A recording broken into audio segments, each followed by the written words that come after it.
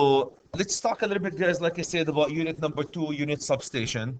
Let me just, let's start with the picture of that unit substation. So here's a picture of unit substation, guys, and you're familiar probably.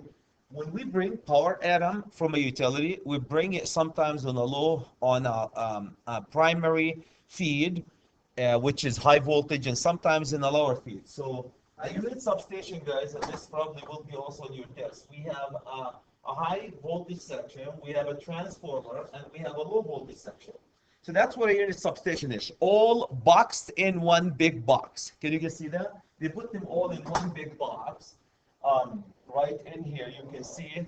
And they have, and in between them, there's a divider between all these. So this is my high voltage section. This is my transformer, and this is my low voltage section. So that will be my 13,800 volt. This will be my, I don't know, let's just say 1,000 kVA transformer, and this will be, let's just say 1,000 amp, let me do my math, 1,000 amp 480, 277, or 208/120 volt. Any comments, guys, about a unit substation? So a unit substation, Karen, is a transformer with a panel, low voltage panel, and a high voltage section, all bussed together in one big box with divider between the three sections. Any comments, guys? Any questions? So that's basically what a unit substation. So Adam, instead of having the transformer sitting somewhere outside and bringing the feeder into the switch gear inside the building, what they do is they put them all together in one big box. Typically, they use them, guys, in hospital. A good application for them in hospital, data centers. They're expensive, though. They're expensive. So you bring your feeder from the top or the bottom, and then your low voltage feed can come from the top or the bottom of this section, the top of the bottom. So we have the high voltage section, guys. In the high voltage section, we have Pothead, what they call it, the Pothead. This is where they bring the high voltage part in. We also have lightning arresters somewhere in this area. Lightning arresters number 2. The lightning arresters, Adam, which is sitting right in this area here. I don't know if you guys can see that. Lightning arresters, if there's a lightning hit the transmission line on the high voltage, instead of blowing up your switch gear, the lightning arresters will shunt that high amount of voltage, guys, and dump it into the ground to protect you from lightning. So we have the so-called Pothead to connect the high voltage section. We have the lightning arresters, so it can protect you from lightning. We have fuses, obviously, to protect us from overload and overcurrent conditions. My fuses. We have buses here. Number 4 is grounding buses. I don't know if you guys can see at the bottom. That's where they ground the whole system. We have the transformer, obviously, right in here. And we have tabs. There are tabs for the transformers here.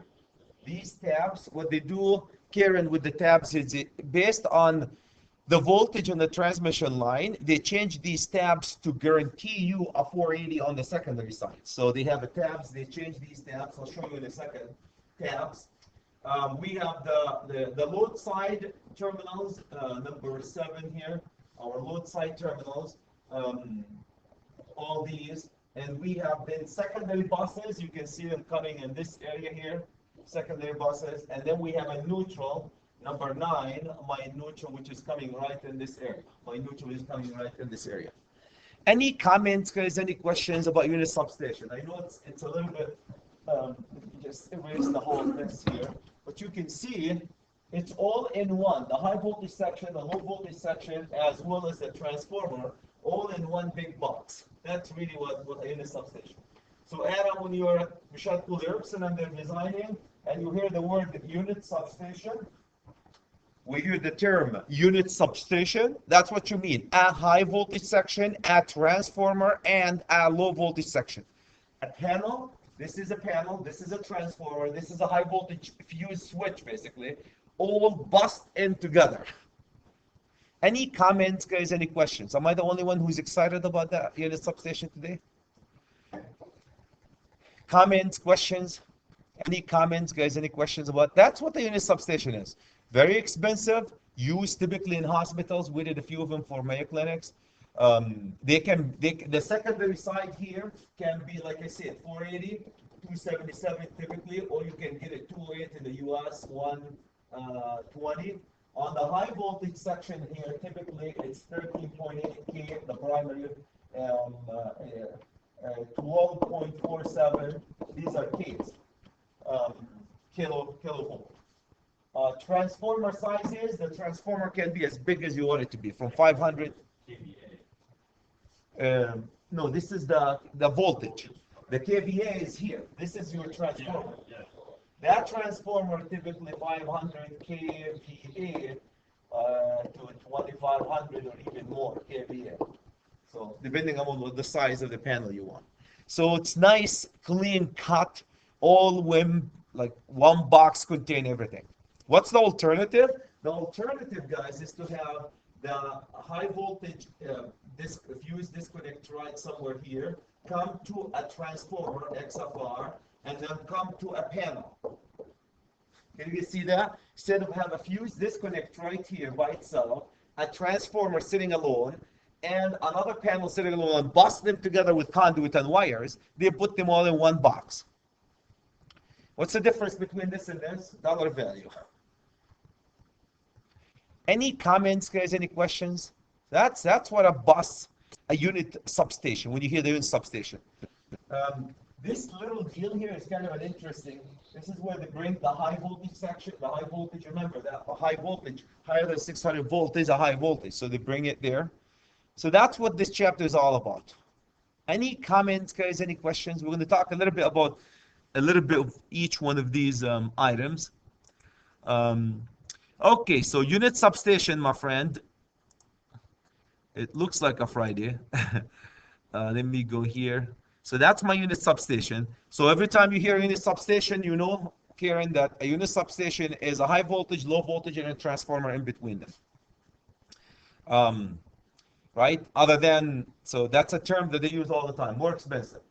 Okay, define the function of the component. We need the component of unit substation, guys. We'll talk about that. What is it made of? By the way, Adam, this is also on the test. In the test, you'll have a question that says, what are the three parts of a unit substation? High voltage section, low voltage section, transformer. Done. So really not a whole lot. Select the proper size of high voltage fuse. On the high voltage side, guys, you have to have a fuse. And I do have, not today, but on Monday, I will be talking, guys, about calculating fuses on the primary, secondary of a transformer. Tabs. All the transformers have tabs, guys. Well, I'll explain to you what a tab is. What does it do for living on the primary or the secondary of the transformer? And also, we have described how ground detector operates. Ground detector, we have some ground detectors required on ungrounded system. And then metering connection. Now we have to pay for everything, including electricity, Karen. So how do you connect your meter to a substation? Meter, right? Where do you put your meter? Remember how when we did the commercial building, guys, we had a CT cabinet and we tied our meter to the CT cabinet. Here they say no difference. You're going to have some CT cabinet. You're going to tie the transformer, your meter, to the CT cabinet, tied to this unit substation. We'll show you how they do it. Okay, a couple of definitions, guys. The unit substation. Again, the unit substation is made out of high voltage section, low voltage section, and transformer in between them. The high voltage section, the one that has high voltage, that 13.8 kilovolt, has something called Pothead. Nobody's smiling at the Pothead here. Pothead, that's the part where the power, the high voltage section can come into the switch gear. The second one is the ALightning Arresters. The ALightning Arresters, if lightning is to hit the transmission distribution line, it will go through the wires, guys, into your unit substation. It can do two things, either blow up your substation, or if you have ALightning Arresters, your chances of absorbing that energy and taking it to Mother Earth safely will be much higher. So basically protecting you from lightning. We also have fuses. You guys remember the fuses, typically high voltage fuses, current limiting or non-current limiting. And these fuses, gentlemen, will protect you from overcurrent condition. Any overcurrent condition as an overload, ground fault, and short circuit. And of course, they have to be a continuous rating of these fuses. They have to allow the continuous operation of your building. So if you are to take 30 amp on the high voltage section, these fuses have to allow you to operate continuously at 30 amps. But if you have 60 amps, you're overloading your system, it should trip. Or if you have 2000 amp ground fault, should trip. Or if you have 20,000 amp short circuit, it should trip. These are the four things inside the high voltage section: the pothead, the lightning arresters, high voltage current fuses, three things, and a continuous rating of the buses and what's not. Any comments, guys, about these inside the high voltage section? So let's go to the pothead. A few things about the pothead. What does it do for living? The pothead, guys, reliable method of terminating the high voltage cable. So it's a wire nut. Basically, it's a high voltage wire nut. Think of it, or terminal, or lug. That's where they call it a pothead. You bring all these wires high voltage, you terminate them. A couple of things that you guys have to do. There's a correct compound is heated. I don't know if you. There you go. Okay, I don't know if we don't have a. Here's how it looks like, the Mrs. Pothead, or Mr. Pothead too. There you go. This is how it looks like, your pothead, guys. Okay. So what they do is you bring your line side cable here, Adam, my friend. You bring your cable coming from right in here from the utility. That will be your 8,000 volt, and then inside you go phase A, phase B, phase C. So like A, B, and C, and you tie these to the buses inside your switch gear. Buses inside your switch gear. And there's I don't know if you see that plug here, the fill plug. They fill it with an insulating material inside it. They fill it with an insulating material. There's mounting brackets here. There's pothead insulators. These here to insulate, for insulation. So basically, they bring a cable with multi-conductor cable. Inside that so-called pothead, here's a cable, right? They split phase A, phase B, phase C, insulate between them, and they go to the buses inside the switch gear. So can you guys see that? These are coming right in here, right here. So it comes in here. Oops, that's not what I want, Chad. Come here and split like this. A way of termination. That's the job of your pothead, basically. Any comments, guys? Any questions? That's the symbol that they use for it. So it's a way of terminating, properly terminate my medium voltage cable. Safely terminate my medium voltage cable. Couple of things, guys, to be aware of when you don't do the installation. So there's a correct compound. They heat the compound when they put it there. Between these two temperatures. You have to, of course, everything has to be done according to manufacturer's instructions. When you open that little hole, you put the cables and you seal it with that compound to insulate them. Guys, high voltage can jump and grab you. Low voltage, and you hear this one all the time. You guys, I don't know if you're an electrician, when the electrician program, Karen, they told you that. If you have 120, no problem. You sit there, as long as you don't touch it, nothing happened to you. 480, same thing. As long as you don't touch it, for the most part, it will get closer to a quarter of an inch to it. Nothing will happen. You get into a 13.8, you get close that, it will arc to you and burn you before even touching it. So installation becomes a big deal. When you're doing all this installation, don't make sure that there's no voids occur within the pothead where the moisture can accumulate. So there's a hole there, you fill it with that compound to insulate it, make sure there's no voids, otherwise there will be moisture accumulating and you will have failure in your insulation. What is a failure in your insulation current does? It will arc and spark and burn your equipment. So for you guys, you don't do the installation, but just be aware of it. Then lightning arrestor. So that's your pothead. So what is a pothead? A terminal where you can bring your high voltage multi-conductor cable and you split them and tie them to the buses inside the switchgear, a proper way. Okay, now moving into the second component, guys, which is lightning arresters. So lightning arresters, what they do, guys, they bring phase A right here. Here's my phase A. And of course, remember, there's one for each phase. And right in here, they take this one to the ground. So what happened, look at this. If the voltage here is nice like this, nothing will happen. The voltage continues to go to phase A. Phase A is continuing to this point, right? Can you see that? Now, Adam, the minute you have a lightning hit the transmission line, you know what happened when the lightning hit the transmission line? The voltage goes all the way to the Lord, down to the devil, and keeps going this way. You know what I mean? That's lightning hit the transmission line. Volt went way high. Now there is a little gap, a spark gap. Can you guys see that? A spark gap. It's rated so close to each other. So if the voltage goes higher than that, higher than the normal voltage, it will arc. It will connect basically. So what happened is then when it sees this one, it instead of the current going this way, the current will go right here through Mother Earth. Does it suck all the current back here? It will take all the. Or does it just do part of it so that it just levels out the way? It cuts it. It shunts it down. Okay. It shunts it down to the acceptable level. So instead of that high voltage going to your switch gear and start arcing, it momentarily, literally, take your phase A and shut and put it to the ground. Momentarily. And by doing it this way, guys, it will shut down, it will take care of that transmission line. So this will blow up, and you might have to change that one, which is easier than changing the whole switch gear.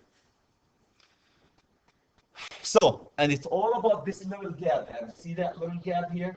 They make the gap in a way so close with a certain material that if the voltage is higher than a certain limit, it literally becomes a conductor. And it literally is a spark plug. It's spark plug. It takes all the way down. Yeah, it spark all the way the energy down.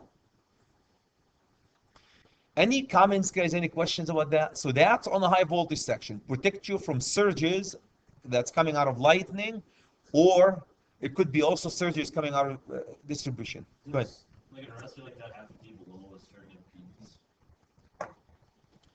They Keep it like below a certain level to make sure that it's really low impedance. well, it's looking at the voltage. Yeah. It's rated by the voltage. The impedance is very low here. You have low impedance, otherwise the current wouldn't go. Yeah. You know, you have a grounding system, you typically 25 ohms or less, right? That's what my grounding system is. So you have to have because that's tied to the grounding system. Yeah. So low impedance, yeah, you have to have low impedance, otherwise nothing will happen. But the connection happens because of the voltage. You guys, Jacob's ladder. You see Jacob's ladder? Have you seen it?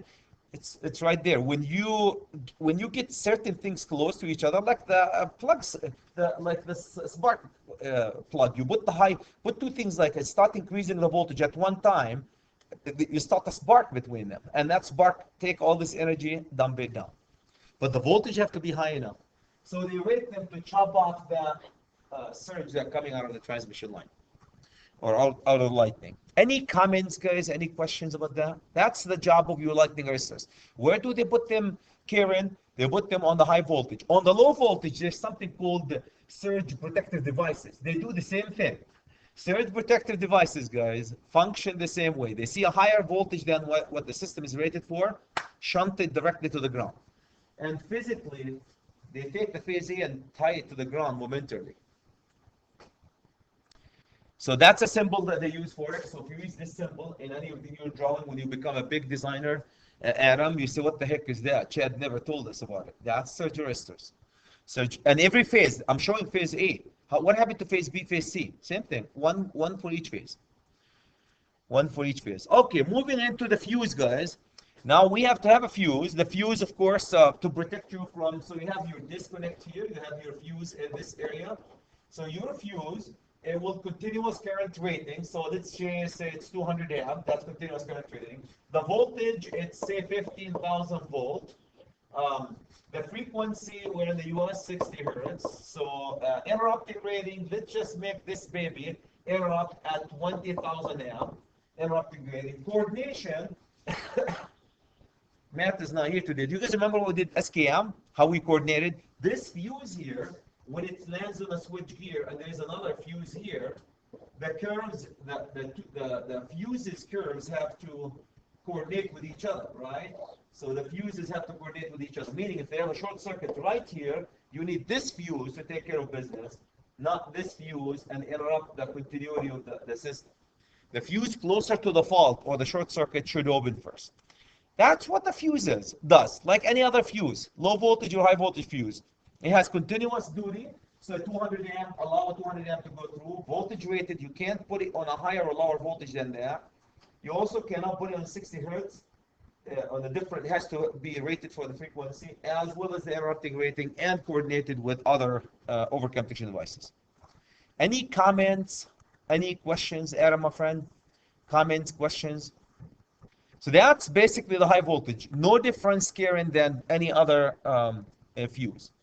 But the only thing is a high voltage fuse. Here's your fuse element in the high voltage fuses. There's a lot of insulation inside it. In the high voltage system, guys, when you have a fuse, the problem becomes how are you going to extinguish the arc that comes out of interrupting the energy, the electrical energy at a higher voltage. So they have a lot of special materials that's inside to take care of extinguish the arc after you interrupt the fuse. So that's and here's a simple add-on for your fuse, your high voltage fuse, as you do.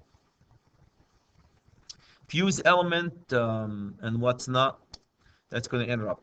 Continuous current rating. This is just a couple of suggestions about the continuous current rating selection. Minimum melting time. The melting time for the fuse is 0.1 seconds at 12 times the transformer continuous current times the I full load current of the transformers to protect you. That's one recommendation. Continuous current rating of 1.2 times the continuous current rating of the transformer. I full load current of the transformer. That's your continuous. So they allow 60% extra on the transformer. And we'll talk about these guys sizing these based on 450. When you size your fuses, on the primary side, they can go from 1.25 all the way to 300%, from 150, 125% all the way to 300% when you size your transformer.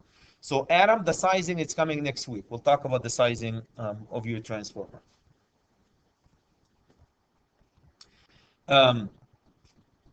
Okay, on the high voltage section of the transformer, guys, here's my transformer, here's my transformer, here's my panel.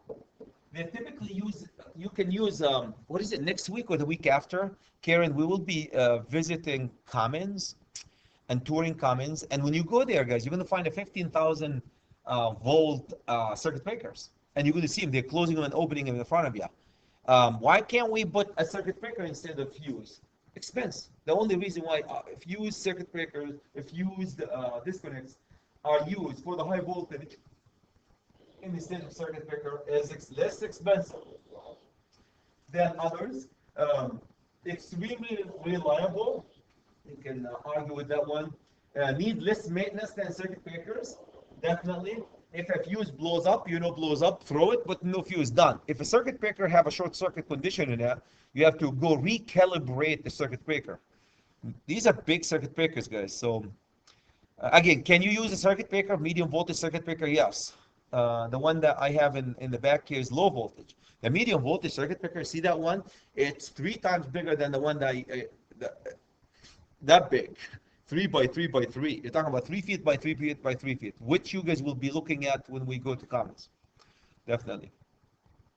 The minimum interrupting rating for the fuse maximum system current have to be more than the maximum symmetrical fault current. For example, if I have the short circuit here, let's just say 20.5 thousand amp, this fuse has to be rated for, let's just say 35,000 amp, higher than what the available short circuit. Otherwise, your fuse will explode in the process of interrupting this fault. Any comments, guys? Any questions about the fuses? And when we do the fuses, Karen, my friend, we'll be doing a lot of calculation, sizing them, starting next week. So, okay, overcurrent protection device. When we have a transformer, guys, and we need to find the fuse disconnect on the primary as well as the secondary, of this the transformer, there's something called the impedance. You guys have seen the Z, the impedance. The impedance of the transformer will, based on the impedance, will decide the size of the fuse, because the impedance of the transformer will have an impact on the available short circuit that can go through the transformer or choke by the transformer. So the overcurrent protection device will be affected by the impedance of a transformer. So the impedance of a transformer, guys, is a function of the gauge of the wire, the number of the turns in the windings, type of the core material will also decide in that big C, the impedance, the magnetic efficiency of the core construction. So basically, it has to do the Z, the impedance of a transformer, function of how the windings, the wire, the core, the steel core inside, the type of the magnetic efficiency of the core construction, all this good stuff. Give you one little value, Derek. Without getting to it, it's called Z. 5% impedance. Who cares? The 5% or 2% impedance will affect how much current will this transformer allow to pass through. Otherwise, the higher the impedance, guys, the more choke. The transformer will literally choke the current before it lets it go through. Lower impedance allow more current to go. Who cares? If you have equipment here and you allow more current to go, and your equipment is not rated for that, you have just burned your equipment. You've just burned your equipment. For transformers, Adam, and I'm sure you've seen that all the time, there is the primary side of a transformer. This is my primary, this is my secondary. Typically, the primary is connected to the source of the power. So here's my power coming in, my power. The secondary, typically, it doesn't have to be connected to the load. So you're bringing the power to the load through a transformer. Step down or step up. Source may be connected to either the high voltage or the low voltage. Can you flip? Can you bring the source to the secondary and the load to the primary? Yes, if the transformer is rated to dual fit. If it's rated to take the power this way or that way, then you can do it. Otherwise, it will tell you the source of power have to be on this side, the primary side.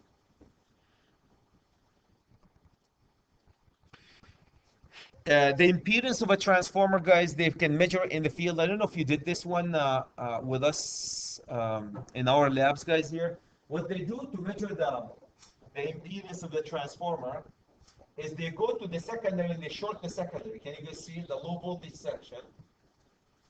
The low voltage section is shorted, and they have an ammeter here, and then they have a variable voltage source, and they keep increasing the voltage until they get until the current here is rated load amps. So when the meter here, so basically they short the secondary, they put a variable voltage source here, and keep increase, right? Until they reach the rated volt amp here. So if the rated volt amp here, say it's 100 amp, then this read 100 amp, you stop. At this point, let's just say that one was 48 volt, right? And this transformer was rated for 480 on this side, 208 on this side, right? And then what you do is you take the 480 here divided by the voltage that created the rated load current divided by the rated voltage, which is 40, and that will get me. Isn't that one? What is that? Anybody has a calculator? My brain is it 1/10? Yeah, 1/10. Is that right? 1/10. So that's a 1/10.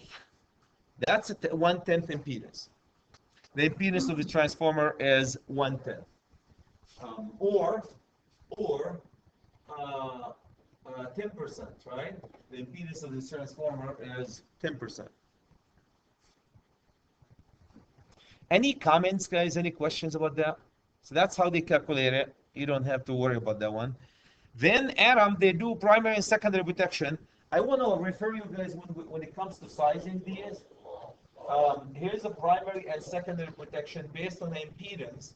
We're going to go to Article 450.3a and b, and we're going to be sizing these based on the impedance of the transformer and the voltage, if the voltage is higher than 600 voltage, or lower than 600 voltage. So we'll go through sizing the primary and the secondary fuses of a transformer. I'm not going to do it today because next week we'll do calculation on how to size the primary and secondary fuse for a transformer and a circuit breaker. Same thing, guys. If your transformer is rated 600 volt or less, meaning both the primary and the secondary are less than 600 volt, then you have to go to 450.3, or is it B or A? One of them will get you the over 600 volt, and the other one will get you the under 600 volt. So, and we will be sizing both these transformers. Can I get you guys to understand that sizing these fuses, we will be doing them next week, sizing the fuses. We'll go there.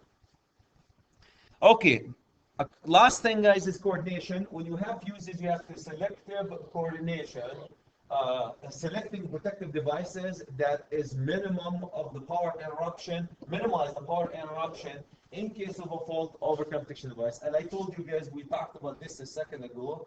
We said if you have multiple fuses or circuit breakers in one system, fuses or circuit breakers in one system, if you have a short circuit right here, you want this fuse to trip, but not this fuse. That's called coordination. You guys have done SKM power tools for window with your friend Chad.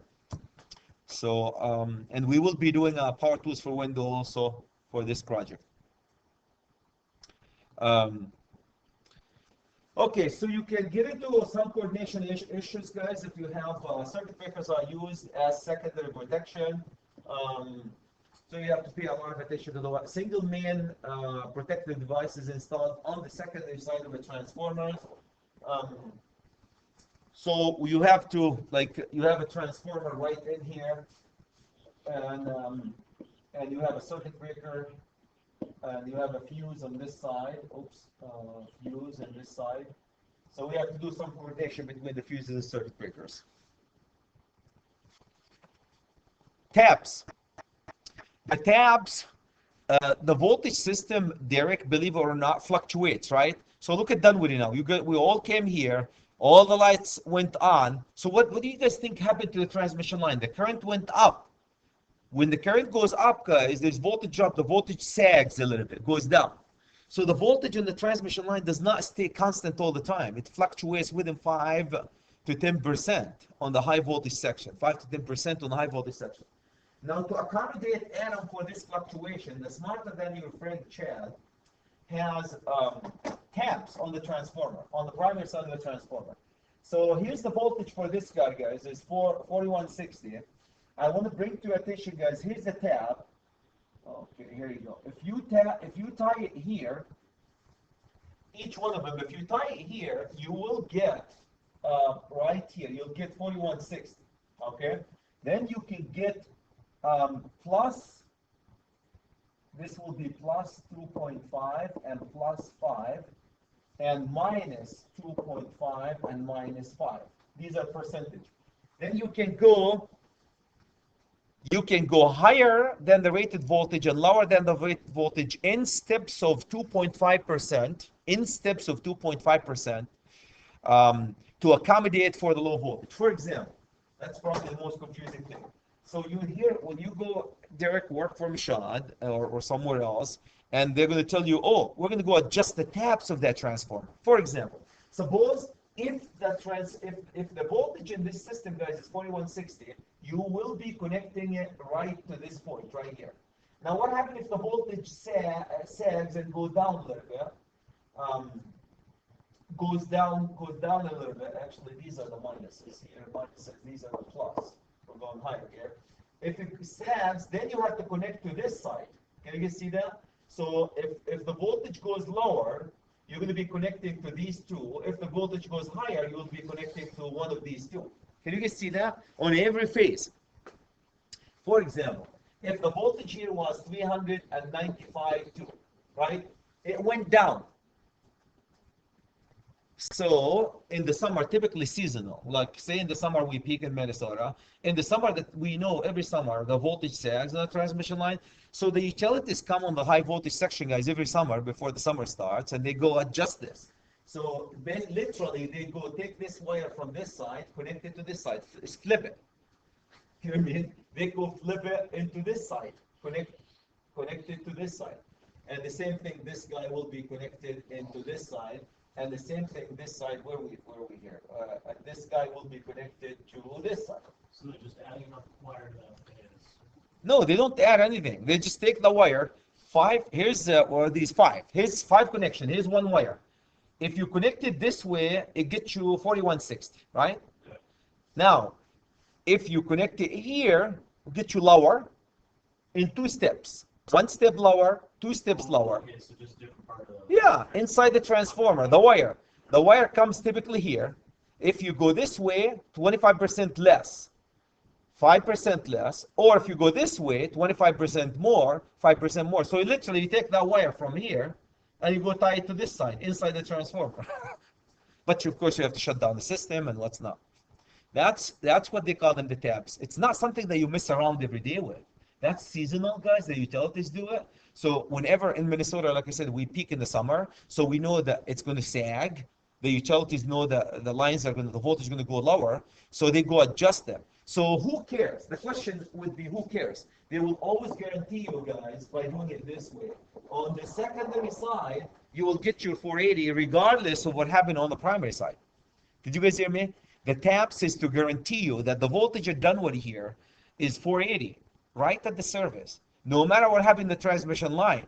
Why? Because they can adjust these taps. And the bigger system, they have auto tap adjusters. Automatically, they measure the voltage, and they literally, a motor will and connect them. So the wire will be here, and the motor, when it sees the voltage, it was here, right? And it will motorize, it will move it slightly to this, automatically by measuring the voltage, and this way. So it just flips the tab. Flips the tab to the, it's like a switch. So, any comments, guys? Any questions? Any comments? Any questions about the tabs? Major things. That's how they solve the voltage drop on the primary side. The utilities, not commonly used inside the building, but outside the building in a high voltage. They can also get them in a low voltage. Now, are those usually like preset tabs, or they have to measure it first in order to know where they want the tab is? Well, the utilities know what the voltage on the line. Yeah. Well, they are preset tabs. The tab. Depend on how much pointing there is at that part. Well, look at here's the tab that you can do. So what they do is, if you are close to 4160, just type 4160. If you're close to, wherever you're close to, it's not going to be exact. Wherever you're close to, you go tie to this tab. And again, I can't emphasize, these are not something that you go every day. These are seasonal. So because they designed the power system, and when it peaks, guys, like in a day like today, there is not a whole lot of peaking, right? Because we peak in the summer here. So in the summer, everybody's running the air conditioning on, right? So what you do is you go adjust them, go take them lower. Same thing in higher, guys. You can, if you have higher voltage, you can adjust it. So by doing it this way, you can maintain a 480, not more, not less than 480 on the secondary side of a transformer. Okay, the taps.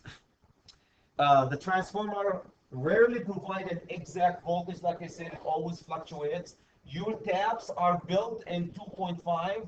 Like we said, it's 2.5 and then 5. These are all percentages. This is minus and minus. And then you can go up, guys, to plus 2.5% and plus 5%. So you can go higher, up to 5%, and lower up to 5%. So, Adam, if I have a voltage of 13.8 and I want to go lower to 5%, what you do to find the voltage is 5% out of 100% is what? 0.9. You multiply this by 0.95, and that will get you how much voltage a tab 5% guys can get you. Can you see that? If it's minus 5%. If it's plus 5%, this one, then it becomes 1.05 times 13.8, and that'll get you how much voltage this transformer can give you. These are the tabs. Higher 5%, lower 5%. The low voltage section, guys, incoming voltage is reduced to a desired voltage. The low voltage section, which we talked about, give you, of course, the 480 or the 208 system or the 240 system that we use.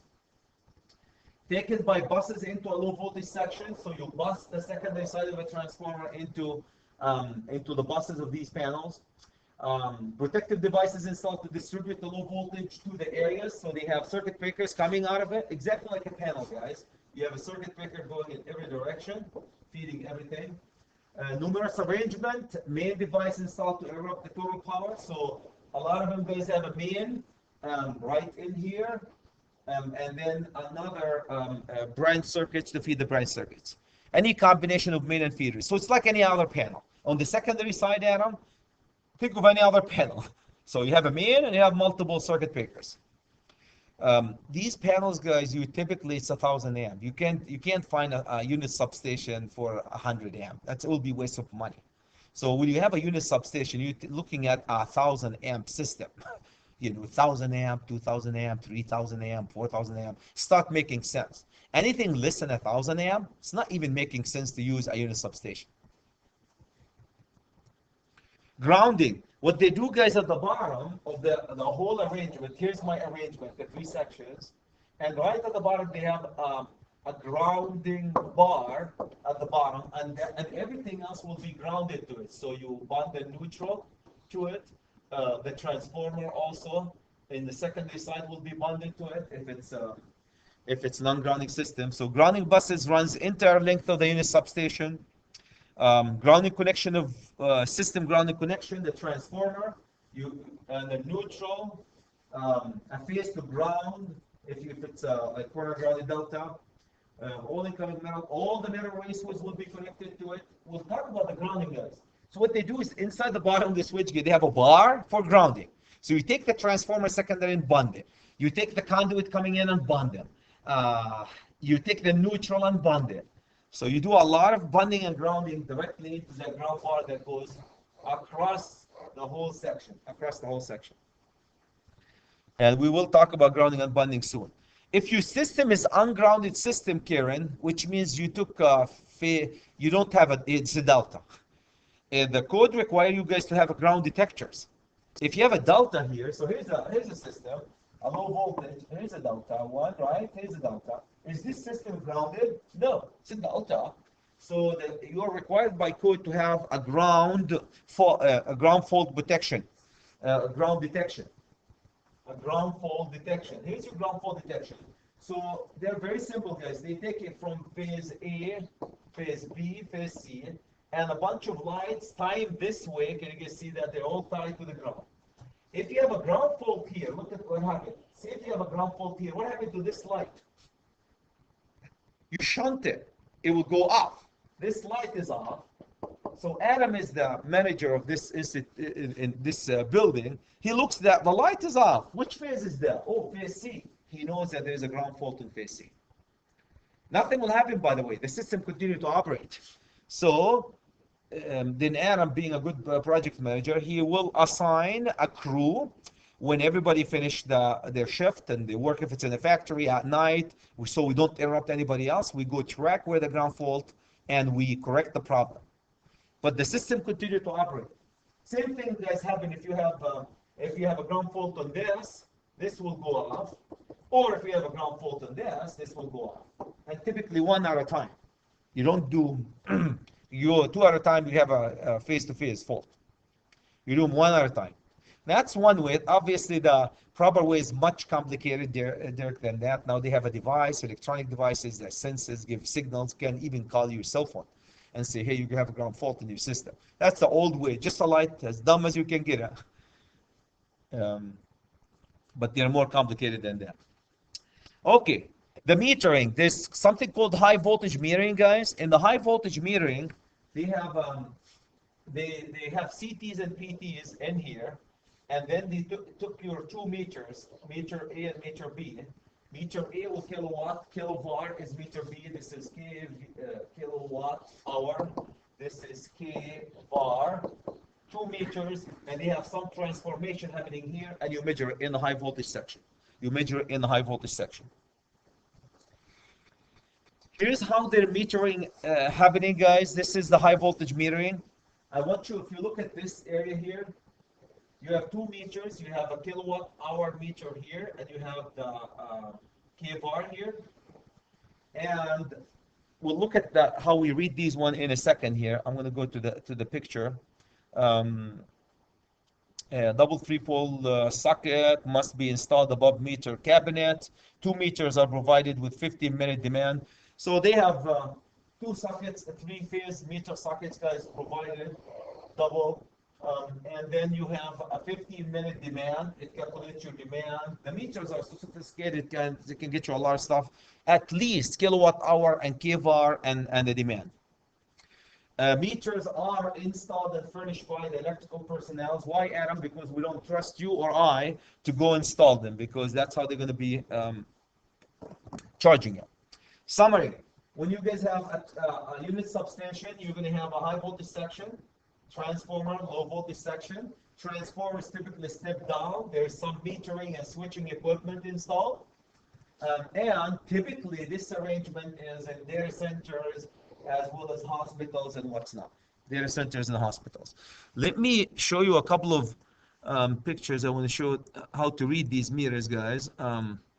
Okay, we talked about this one, talked about the transformer and the lightning arresters.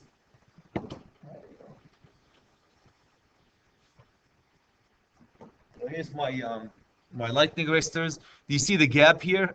The spark gap that we talked about, guys, the arcs and connect you. Fuses, the fusing element, and the extinguishers that happen. Talked about how to calculate, guys, using a variable voltage. You calculate the impedance of a transformer. Sizing the fuse on the secondary and the primary. If it's high voltage or low voltage, it will be coming soon. Tabs. You guys have seen, here's your tabs where you can start right here at no tapping, and then you flip it to this side. That will get you a lower, if the lower voltage go to the right, if it's higher voltage go to the left on each one of these phases to guarantee you always 480 on this side. Here's the tabs. Can you guys, Derek, you were asking about the tabs. Can you see where they put them inside the transformer? Right here. The connection happened. On the primary side, they flip these connections. That's all what they do. Okay, yeah, I think there's actually a setup like that over the motors lab where you can actually... You connect them? Yeah, okay. switch it, so. Yeah. Well, there's a lot of connection, but that's how they put the tabs in the transformers. I want you to see, guys, how they bust the system. Look at all these copper coming into the transformer, coming out of the transformer. Really cool. There's a EMI, electromechanical industry. We're going to be visiting them. They build system like this. You'll be looking at these copper bars and what's not. Here's your ground fault detection the old way, where you can detect the absence of light because of a ground fault in one system. Here's my meters. And the last thing I want to emphasize, guys, before we go back into is how to read a meter. I want you, Karen, if you look at the voltage, look at the voltage on the line, high voltage side, guys. It's 4,160 volt. What they do is they convert this one, guys, this voltage into 150 volt or 160, typically 120 volt, and they bring it to a meter, a watt-hour meter and VAR meter, and also they convert potential transformers as well as current transformers. The 2000 amp, look at this current transformer CTs, guys. They take a 2000 amp down to 5,000 amp. When it comes to high voltage metering, guys, you have to reduce the current and the voltage before you bring them into the meter. Otherwise, you will burn your meter, or your meter have to have a huge coil to handle it. So can you guys see that where they use the CT? So every time the system have 2000 amp in it, it will be seen by the watt meter as only 5 amps. And you can do the ratio and the proportion. Same thing for the potential transformer. Every 40 volt on the system will be seen as 1 volt. So your voltages here is typically 120 meters. So you connect them to this arrangement of auto transformers and PTs and CTs. Here's what I would like you guys to, this will be on the test. So I would like you guys to pay attention to that one. They have 2 meters. They have the watt meter here, and they have the kVAR meter, the VAR meter.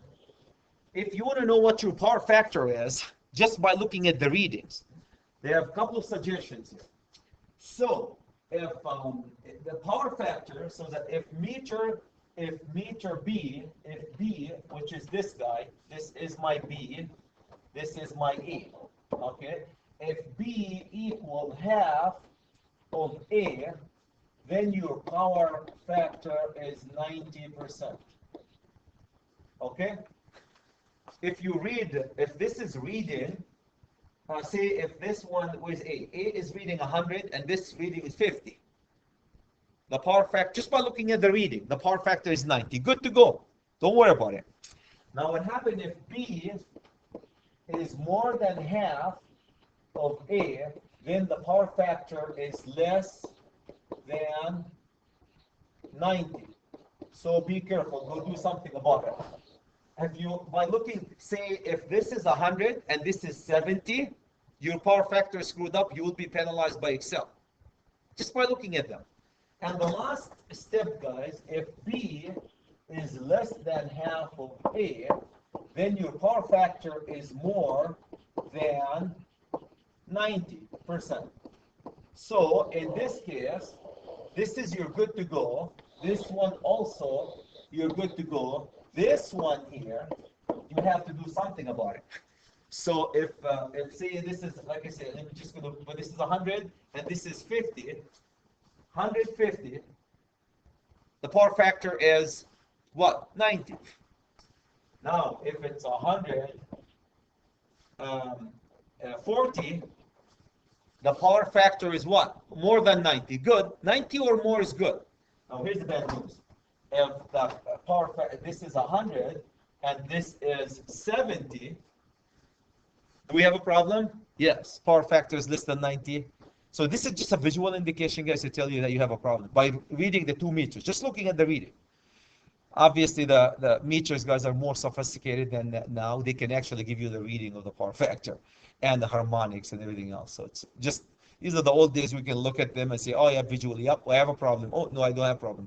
We have meters, power factor meters right now. You can tell you if your power factor is below 90, and they actually can email you almost and send it to your iPhone. So, but anyway, so that's one way of doing, looking at 2 meters and to see if you have a power factor problem. Why 90? 90 is the cutoff. Utilities, if you go below 90, guys, for commercial customers, the utilities will penalize you. You go below 90, you get penalized. Any comments, guys? Any questions? Any comments? Any questions? So that's all I have for you. I wanted to do some math calculation, but since it's Friday, guys, I want you to focus on finishing the stuff today for me so I can look at it. And come Monday, we'll do all the sizing, primary, secondary for a transformer. Okay, that's all I have. Thank you.